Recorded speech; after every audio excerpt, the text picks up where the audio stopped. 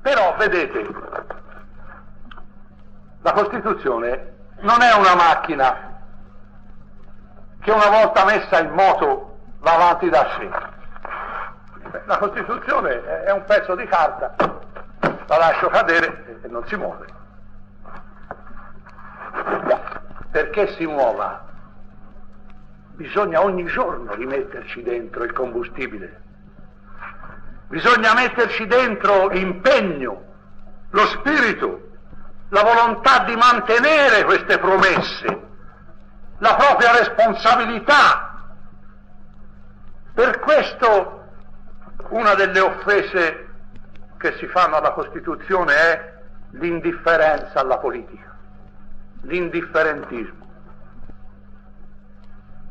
che è non qui, per fortuna, in questo uditorio, ma spesso in larghi stati, in larghe categorie di giovani, un po' una malattia dei giovani, l'indifferentismo. La politica è una brutta cosa, che me ne importa della politica? E io quando sento fare questo discorso mi viene sempre in mente quella vecchia storiellina che qualcuno di voi conoscerà, di quei due migranti, due contadini che attraversavano l'oceano su un piroscafo traballante. Uno di questi contadini dormiva nella stiva e l'altro stava sul ponte e si accorgeva che c'era una gran burrasca con delle onde altissime e il piroscafo oscillava. E allora questo contadino, impaurito, domanda a un marinaio: ma siamo in pericolo? E questo dice: se continua questo mare, tra mezz'ora il bastimento affonda. Allora lui corre nella stiva a svegliare il compagno e dice: Beppe! Se continua questo mare, tra mezz'ora il bastimento affonda. Quello dice: che me ne importa? Non è mica mio. Questo è l'indifferentismo alla politica.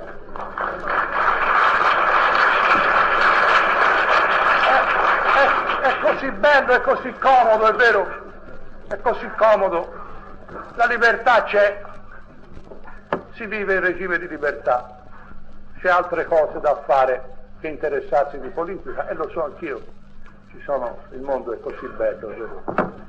Ci sono tante belle cose da vedere, da godere, oltre che occuparsi di politica. E la politica non è una piacevole cosa. Però la libertà è come l'aria, ci si accorge di quanto vale quando comincia a mancare, quando si sente quel senso di asfissia che gli uomini della mia generazione hanno sentito per 20 anni e che io auguro a voi giovani di non sentire mai. E vi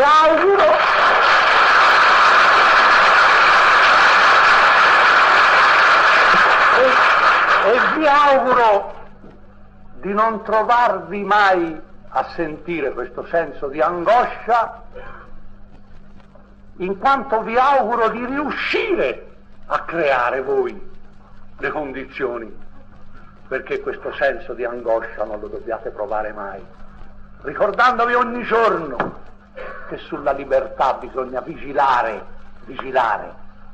dando il proprio contributo alla vita politica. La Costituzione, vedete, è l'affermazione scritta in questi articoli, che dal punto di vista letterario non sono belli, ma è l'affermazione solenne della solidarietà sociale, della solidarietà umana, della sorte comune, che se va a fondo per tutti questo bastimento. È la carta della propria libertà, la carta per ciascuno di noi della propria dignità d'uomo. Io mi ricordo le prime elezioni dopo la caduta del fascismo, il 6 giugno del 1946. Questo popolo che da 25 anni non aveva goduto le libertà civili e politiche, la prima volta che andò a votare, dopo un periodo di orrori, di caos, la guerra civile, le lotte, le guerre, gli incendi, andò a votare. Io ricordo, io ero a Firenze, lo stesso è capitato qui, queste file di gente disciplinata davanti alle sezioni, disciplinata e lieta,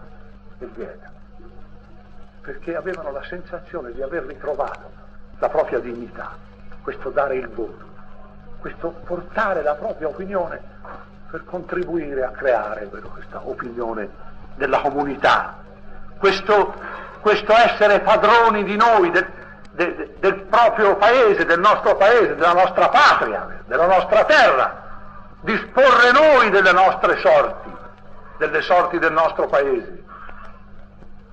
Quindi voi giovani alla Costituzione dovete dare il vostro spirito, la vostra gioventù, farla vivere, sentirla come cosa vostra, metterci dentro il senso civico, la coscienza civica, rendersi conto, questo è una delle gioie della vita, rendersi conto che ognuno di noi nel mondo non è solo,